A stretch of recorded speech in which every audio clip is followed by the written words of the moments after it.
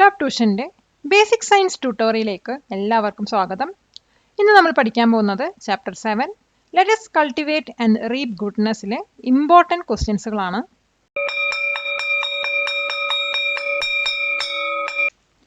Question: what are the ideas you have learn from the news reports?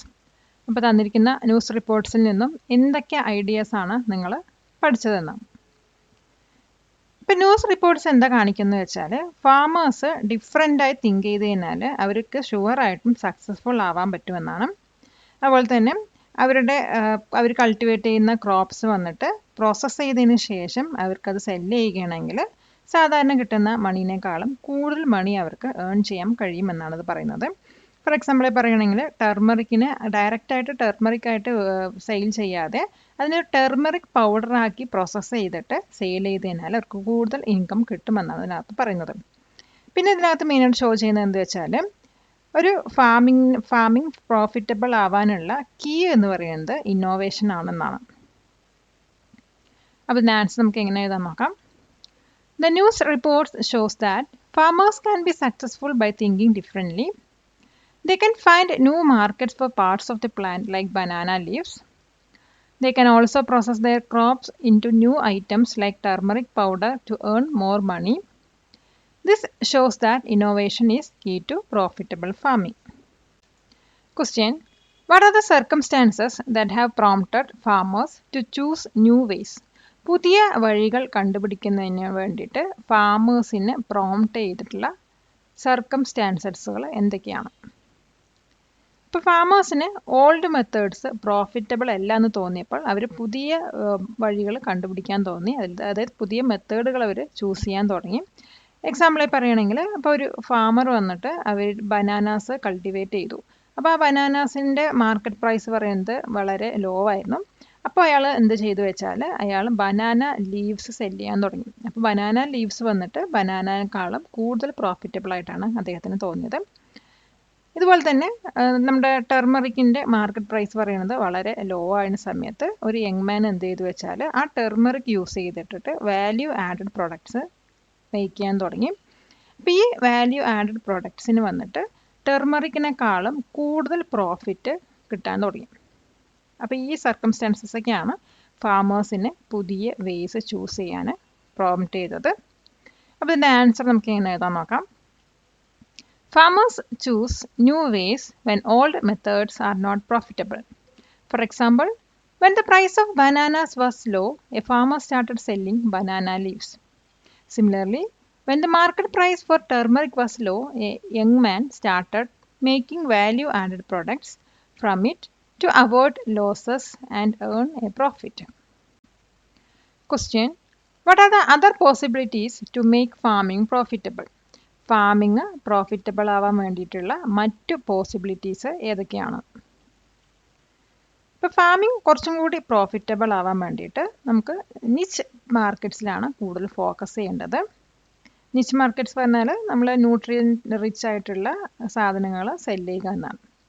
മറ്റൊരു method എന്ന് പറയുന്നത്, നമ്മൾ ഉണ്ടാക്കുന്ന പ്രൊഡക്റ്റിന്, അതായത് നമ്മൾ ലോക്കൽ വെറൈറ്റിക്ക് ഒരു unique special brand name create ചെയ്യുക. അതായത് ഇപ്പോൾ ഏതെങ്കിലും റൈസ് എടുക്കുകയാണെങ്കിൽ അതിന് പലതരം പേരുകളുണ്ടാവും. അത് ഗന്ധശാല റൈസ് അങ്ങനെയൊക്കെ ഉണ്ടാവും. അപ്പോൾ അതുപോലെ ഒരു ലോക്കൽ വെറൈറ്റിക്ക് സ്പെഷ്യൽ ബ്രാൻഡ് ക്രിയേറ്റ് ചെയ്യാം.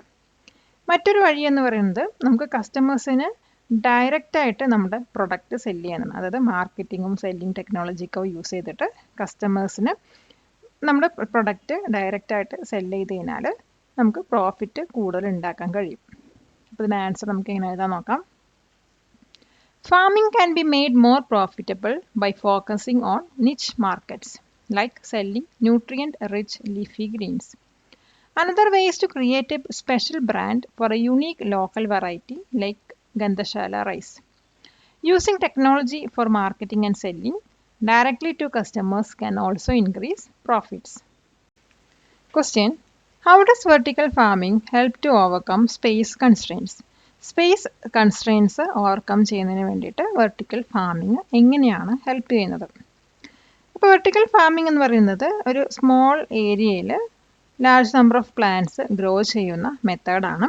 അതായത് സിറ്റീസിലൊക്കെ വളരെ കുറവ് സ്ഥലങ്ങളായിരിക്കും ഉണ്ടാവുക. അപ്പോൾ ചിലവർക്ക് ലാൻഡൊക്കെ സ്കെയർ ആയിരിക്കും, അതുപോലെ അത് വാങ്ങിക്കാനുള്ള ബുദ്ധിമുട്ടുണ്ടാവും, എക്സ്പെൻസീവ് ആവും.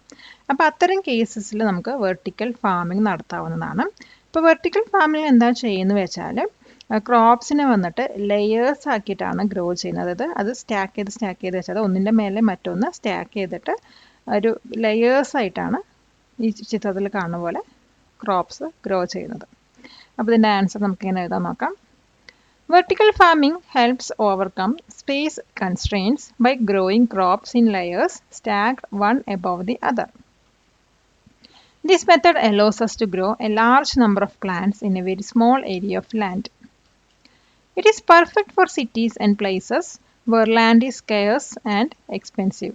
കൊടുക്കുന്നതോറും ഏറിടും വിദ്യ തന്നെ മഹാധനം.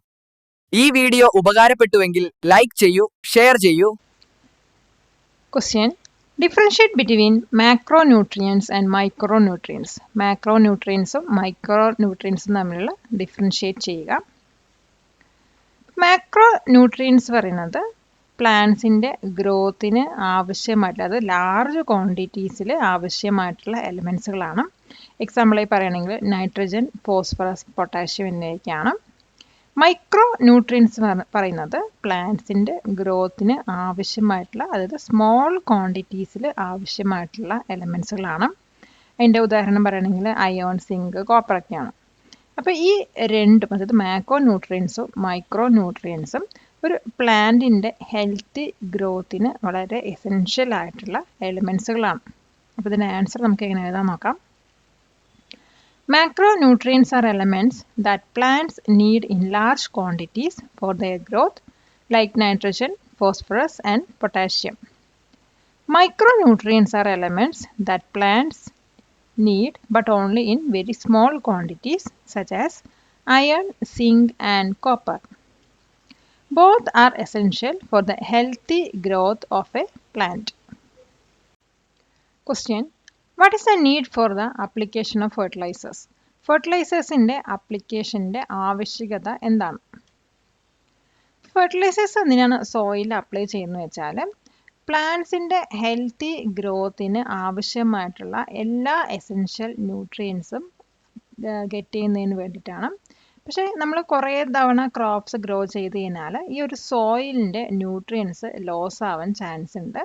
അപ്പോൾ ഫെർട്ടിലൈസേഴ്സ് ആണ് ഈ ഒരു ന്യൂട്രിയൻസ് റെപ്ലിനിഷ് ചെയ്തിട്ട് അതിനകത്ത് വീണ്ടും ഹെൽത്തിയർ ആയിട്ടുള്ള പ്ലാന്റ്സ് ഗ്രോ ചെയ്യാൻ ഹെൽപ്പ് ചെയ്യുന്നത്. അപ്പോൾ ഇതിൻ്റെ ആൻസർ നമുക്ക് എങ്ങനെ എഴുതാൻ നോക്കാം. Fertilisers are applied to the soil to ensure that plants get all the essential nutrients they need for healthy growth. Over time the soil can lose its nutrients after growing many crops. Fertilizers replenish these nutrients, leading to better yield and healthier plants. Question: What are the benefits of diversifying agriculture? Diversifying agriculture ന്റെ benefits എന്താണ്? Diversifying agriculture എന്ന് പറഞ്ഞു കഴിഞ്ഞാൽ different types of crops grow ചെയ്യുക, അല്ലെങ്കിൽ various farming ആക്ടിവിറ്റീസിൽ engage ചെയ്യുക എന്നാണ്. ഇപ്പോൾ ഫാമിംഗ് ആക്ടിവിറ്റീസ് പറഞ്ഞാൽ ഫ്ലോറിക്കൾച്ചർ, പോൾട്രി എന്നിവയൊക്കെയാണ് ഇതിനകത്ത് ഉൾപ്പെടുന്നത്. അപ്പോൾ ഇങ്ങനെ ചെയ്ത് കഴിഞ്ഞാൽ ഫാമേഴ്സിന് വന്നിട്ട് മൾട്ടിപ്പിൾ സോഴ്സസിൽ നിന്നും ഇൻകം വരികയും അതുപോലെ തന്നെ ഏതെങ്കിലും ഒരു ക്രോപ്പ് ഫെയിൽ ആയി കഴിഞ്ഞാൽ മറ്റ് ക്രോപ്പിൽ നിന്നും അത് പ്രോഫിറ്റ് നമുക്ക് എടുക്കാനും പറ്റും. അപ്പോൾ ഇത് വന്നിട്ട് ഒരു ഹെൽത്തി ആയിട്ടുള്ള ഇക്കോളജിക്കൽ ബാലൻസ് മെയിൻറ്റെയിൻ ചെയ്യാൻ ഹെൽപ്പ് ചെയ്യുന്നു. അപ്പോൾ ഇതിൻ്റെ ആൻസർ നമുക്ക് എങ്ങനെ എഴുതാൻ നോക്കാം. Diversifying agriculture means growing different types of crops or engaging in various farming activities like floriculture or poultry. This provides farmers with multiple sources of income and reduces the risk of loss if one crop fails. It also helps to maintain a healthy ecological balance. Question: What are biofertilizers? Give an example. Biofertilizers പറഞ്ഞാൽ എന്താണ്? അതിനൊരു example എഴുതാം. ഇപ്പോൾ bio fertilisers എന്ന് പറയുന്നത് living micro organism contain ചെയ്തിട്ടുള്ള സബ്സ്റ്റൻസുകളാണ്. അപ്പോൾ ഇത് സോയിലോട്ട് അപ്ലൈ ചെയ്ത് കഴിഞ്ഞാൽ ഈ മൈക്രോബ്സ് വന്നിട്ട് പ്ലാന്റ്സിന് വേണ്ടിയിട്ടുള്ള ന്യൂട്രിയൻസ് സപ്ലൈ ഇൻക്രീസ് ചെയ്യുന്നു. അപ്പോൾ ഇത് പറയുന്നത് നാച്ചുറലാണ്, നമ്മുടെ സോയിൽ ടെക്സ്ചറിനെ ഒന്നും അത് ഹാം ചെയ്യുന്നില്ല. അപ്പോൾ ഇതിന് വരുന്ന എക്സാമ്പിൾസ് എന്ന് പറയുന്നത് റൈസോബിയം, അതുപോലെ തന്നെ അസോസ്പിരിലുമാണ്. അപ്പോൾ ഇതിൻ്റെ ആൻസർ നമുക്ക് എങ്ങനെ എഴുതാൻ നോക്കാം. Biofertilizers are substances that contain living microorganisms. When applied to soil, these microbes help to increase the nutrient supply to the plants. For example, by fixing nitrogen from the air. They are natural and do not harm the soil texture. Examples include Rhizobium and Azospirillum. Question. Name two modern methods to produce high quality planting materials. High ക്വാളിറ്റിയുള്ള planting materials produce ചെയ്യാനുള്ള 2 മെത്തേഡ്സിനെ കുറിച്ചിട്ട് പറയാം. ഇപ്പോൾ high ക്വാളിറ്റിയുള്ള planting materials produce ചെയ്യാനുള്ള 2 modern methods എന്ന് പറയുന്നത് tissue കൾച്ചറും അതുപോലെ തന്നെ ജനറ്റിക്കലി മോഡിഫൈഡ് ക്രോപ്പ് അല്ലെങ്കിൽ GM ക്രോപ്പുമാണ്. അപ്പോൾ ടിഷ്യൂ കൾച്ചറിൽ വന്നിട്ട് ഡിസീസ് ഫ്രീ ആയിട്ടുള്ള അതുപോലെ ഐഡൻറ്റിക്കൽ ആയിട്ടുള്ള മാസ് പ്രൊഡക്ഷൻ ഓഫ് പ്ലാന്റ്സ് ആണ് വരുന്നത്. അതേസമയം ജനറ്റിക് മോഡിഫിക്കേഷൻ എന്തിനാണ് ഹെൽപ്പ് ചെയ്യുന്നത് വെച്ചാൽ നമുക്ക് ആവശ്യമുള്ള ട്രേറ്റ്സ് ഉള്ള അതായത് പെസ്റ്റ് റെസിസ്റ്റൻസ് അതുപോലെ ഹയർ ന്യൂട്രീഷൻ വാല്യൂ പോലത്തെ നമുക്ക് ഡിസേബിൾ ആയിട്ടുള്ള ട്രേറ്റ്സ് ഉള്ള ക്രോപ്സിനെ ക്രിയേറ്റ് ചെയ്യാനാണ് ഹെൽപ്പ് ചെയ്യുന്നത്. അപ്പോൾ ഇതിൻ്റെ ആൻസർ നമുക്ക് എങ്ങനെ എഴുതാൻ നോക്കാം. 2 modern methods to produce high quality planting materials are tissue culture and creating genetically modified GM crop. Tissue culture allows for the mass production of identical disease-free plants. Genetic modification helps to create crops with the desirable traits like pest resistance or higher nutritional value. Question. What are genetically modified crops or GM crops? Give an example. Genetically modified crops പറഞ്ഞാൽ എന്താണ്, അതിനൊരു example എഴുതുക. അപ്പോൾ genetically modified crops പറയുന്നത് ഒരു മെത്തേഡാണ്. ഇതിനകത്ത് ചില പ്ലാന്റ്സിൻ്റെ ജനറ്റിക് മെറ്റീരിയൽസ് ചേഞ്ച് ചെയ്യുന്നുണ്ട്. അതായത് ജനറ്റിക് എൻജിനീയറിംഗ് യൂസ് ചെയ്തിട്ട് പ്ലാന്റ്സിൻ്റെ ജനറ്റിക് മെറ്റീരിയൽ ചേഞ്ച് ചെയ്യുന്ന മെത്തേഡാണ് ജനറ്റിക്കലി മോഡിഫൈഡ് ക്രോപ്സ് എന്ന് പറയുന്നത്. ഇതെന്തിനാണ് ചെയ്യുന്നത് വെച്ചാൽ ചില പ്ലാന്റ്സിന് പുതിയതും അതുപോലെ തന്നെ യൂസ്ഫുള്ളും ആയിട്ടുള്ള ട്രേറ്റ്സ് നൽകാനാണ്. ട്രേറ്റ്സ് എന്ന് പറയുമ്പോൾ ഇപ്പോൾ പെസ്റ്റിന് റെസിസ്റ്റ് ചെയ്യാനുള്ള കഴിവ് അതുപോലെ തന്നെ ന്യൂട്രീഷൻ വാല്യൂ ഇൻക്രീസ് ചെയ്യുക, ഈ ട്രേറ്റ്സൊക്കെ കിട്ടുന്നതിന് വേണ്ടിയിട്ടാണ് നമ്മൾ ഈ ഒരു മെത്തേഡ് യൂസ് ചെയ്യുന്നത്. ഇതിന് വരുന്ന എക്സാമ്പിൾ പറയുന്നത് ഇപ്പോൾ വിറ്റാമിൻ എ കണ്ടെയ്ൻ ചെയ്തിട്ടുള്ള റൈസ് വെറൈറ്റികളൊക്കെയാണ്. അപ്പോൾ ഇതിന് ആൻസർ നമുക്ക് എങ്ങനെ എഴുതാൻ നോക്കാം.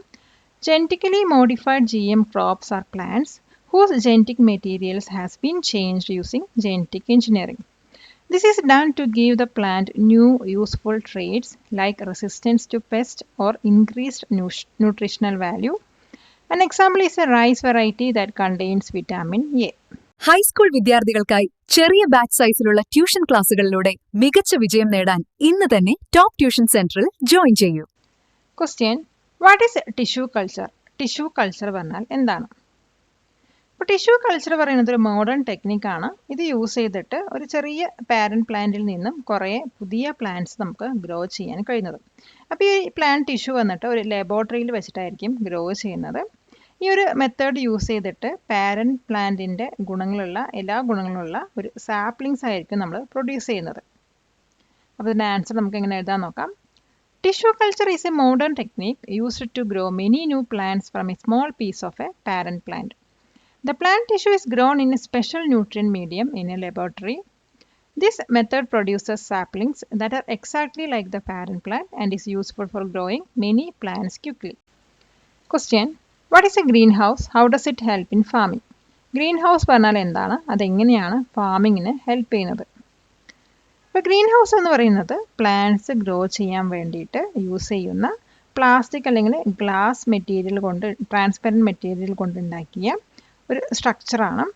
അപ്പോൾ ഇത് വന്നിട്ട് ഫാമേഴ്സിനെ എങ്ങനെ ഹെൽപ്പ് ചെയ്യുക വെച്ചാൽ ബാഡ് വെതർ കണ്ടീഷൻസിൽ അതായത് ഹെവി റെയിൻ അല്ലെങ്കിൽ എക്സ്ട്രീം സണ്ണിൽ നിന്നൊക്കെ അവരുടെ ക്രോപ്സ് പ്രൊട്ടക്റ്റ് ചെയ്യുന്നു. അതോടൊപ്പം തന്നെ ടെമ്പറേച്ചർ കൺട്രോൾ ചെയ്യുകയും അതുപോലെ പെസ്റ്റ് അറ്റാക്ക് റെഡ്യൂസ് ചെയ്യുകയും ചെയ്യുന്നുണ്ട്. അപ്പോൾ ഇതിൻ്റെ ആൻസർ നമുക്ക് ഇങ്ങനെ എഴുതാൻ നോക്കാം. A greenhouse is a structure made of transparent material like plastic or glass used for growing plants. It helps farmers by protecting crops from bad weather like heavy rain and extreme sun. It also helps to control the temperature and reduces pest attacks, allowing for cultivation throughout the year.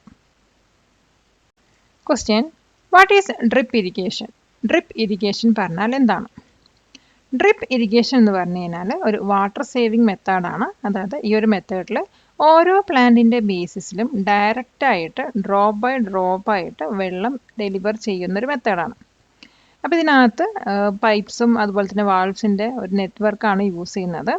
ഇത് വളരെ efficient ആയിട്ടുള്ളൊരു മെത്തേഡാണ്. കാരണം evaporation മൂലമുള്ള water ലോസൊക്കെ ഇത് reduce ചെയ്യുന്നു. അതോടൊപ്പം തന്നെ ഓരോ പ്ലാന്റിനും ആവശ്യം വെള്ളം എത്തിച്ചു കൊടുക്കുകയും ചെയ്യുന്നു. അപ്പോൾ ഇതിൻ്റെ ആൻസർ നമുക്ക് ഇങ്ങനെ എഴുതാൻ നോക്കാം. Drip irrigation is A water saving method where water is delivered slowly, drop by drop, directly to the base of each plant. This is done using a network of pipes and valves. It is very efficient because it reduces water loss due to evaporation and ensures every plant gets enough water. Question: What is mulching? Mulching പറഞ്ഞാൽ എന്താണ്? അപ്പോൾ mulching പറയുന്നൊരു മെത്തേഡാണ്. ഇതിനകത്ത് dry leaves, ഹേ, plastic sheets പോലത്തെ materials use ചെയ്തിട്ട് പ്ലാന്റ്സിന് ചുറ്റും സോയിലിനെ cover ചെയ്യുന്ന മെത്തേഡാണ്. ഇപ്പോൾ ഈ ഒരു ടെക്നിക്ക് വന്നിട്ട് ഇവോപ്പറേഷൻ വഴി സോയിൽ നിന്നുള്ള വാട്ടർ ലോസ് റെഡ്യൂസ് ചെയ്യും. അതോടൊപ്പം തന്നെ വീഡ്സിൻ്റെ ഗ്രോത്തും ഇത് പ്രിവെൻറ്റ് ചെയ്യുന്നു. അപ്പോൾ ഇതിൻ്റെ ആൻസർ നമുക്ക് ഇങ്ങനെ എഴുതാൻ നോക്കാം. Mulching is the method of covering the soil around plants with materials like dry leaves, hay or plastic sheets. This technique helps to reduce water loss from the soil through evaporation. It also prevents the growth of weeds and enriches the soil as the organic material decomposes. Question: Which are the major pests that affect the crops in our locality? നമ്മുടെ ലൊക്കാലിറ്റിയിൽ ക്രോപ്സിനെ effect ചെയ്യുന്ന major പെസ്റ്റുകൾ ഏതൊക്കെയാണ്? ഇപ്പോൾ നമ്മുടെ ലൊക്കാലിറ്റിയിൽ കാണപ്പെടുന്ന മേജറായിട്ടുള്ള പെസ്റ്റുകൾ എന്ന് പറയുന്നത് leaf rolling caterpillars, അതുപോലെ അത് വന്നിട്ട് നമ്മുടെ ലേഡീസ് ഫിംഗേഴ്സൊക്കെയാണ് എഫക്റ്റ് ചെയ്യുന്നത്. പിന്നെ പോഡ് ബോറേഴ്സ്, അത് വന്നിട്ട് ലെഗ്യൂംസിനെ എഫക്റ്റ് ചെയ്യും, അറ്റാക്ക് ചെയ്യുന്നു. അതുപോലെ തന്നെ സ്റ്റെം ബോറേഴ്സ്, അത് വന്നിട്ട് ബ്രിഞ്ചാൾ പ്ലാന്റ്സിനെയാണ് അറ്റാക്ക് ചെയ്യുന്നത്. അപ്പോൾ ഈ പെസ്റ്റുകളൊക്കെ ക്രോപ്സുകളിന് വളരെയധികം ഡാമേജുകൾ ഉണ്ടാക്കുന്നു. അതായത് ഫാമേഴ്സിൻ്റെ ഈൽഡൊക്കെ ഇത് റെഡ്യൂസ് ചെയ്യുകയാണ് ചെയ്യുന്നത്. അപ്പോൾ ഇതിൻ്റെ ആൻസർ നമുക്ക് എങ്ങനെ എഴുതാൻ നോക്കാം.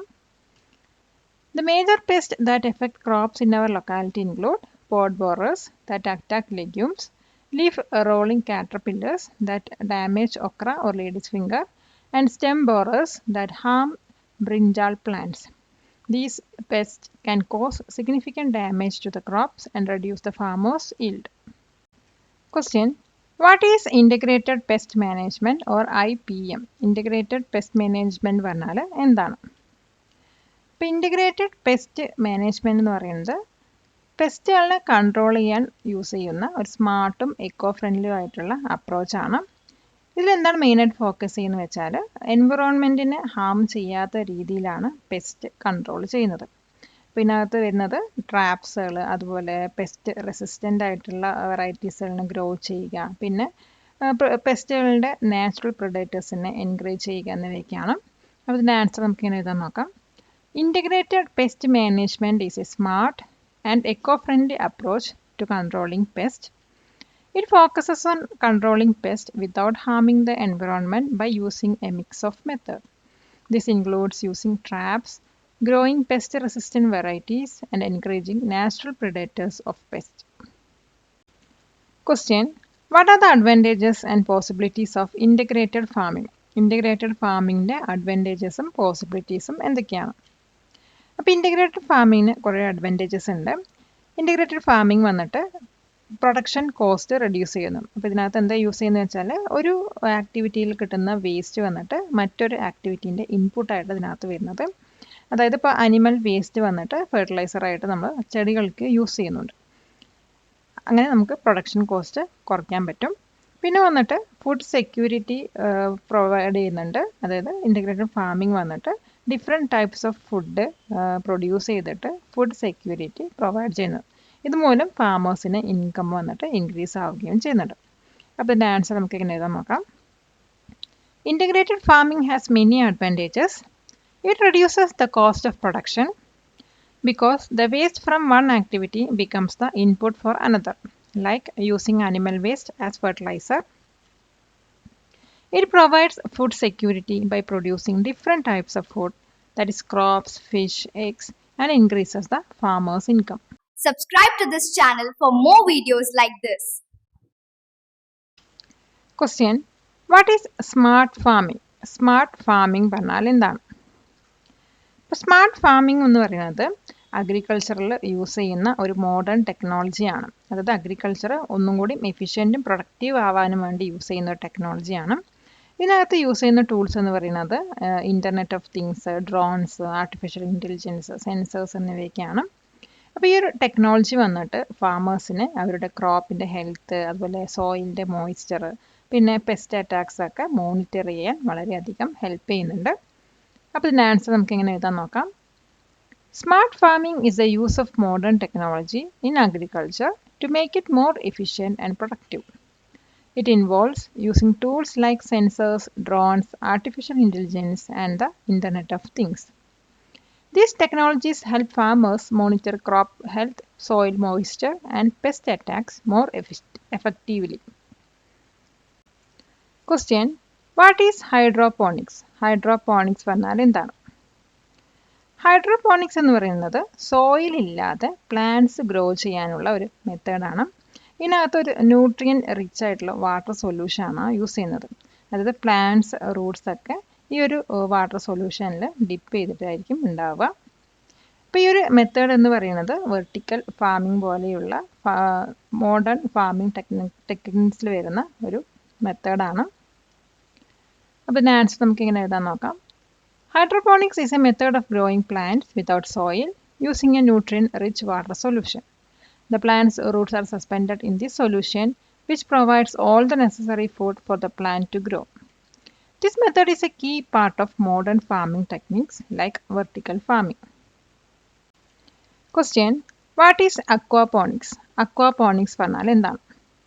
ഇപ്പോൾ അക്വാപോണിക്സ് പറയുന്നത് ഒരു ഫാമിംഗ് സിസ്റ്റമാണ്. ഇതിനകത്ത് അക്വാട്ടിക് അനിമൽസ്, അതായത് ഫിഷ് പോലെയുള്ള അക്വാട്ടിക് അനിമൽസിനെ റൈസ് ചെയ്യുകയും അതോടൊപ്പം തന്നെ പ്ലാന്റ്സിനെ കൾട്ടിവേറ്റ് ചെയ്യുകയും ചെയ്യുന്നത്, വെള്ളത്തിൽ പ്ലാന്റ്സിനെ കൾട്ടിവേറ്റ് ചെയ്യുകയും ചെയ്യുന്നുണ്ട്.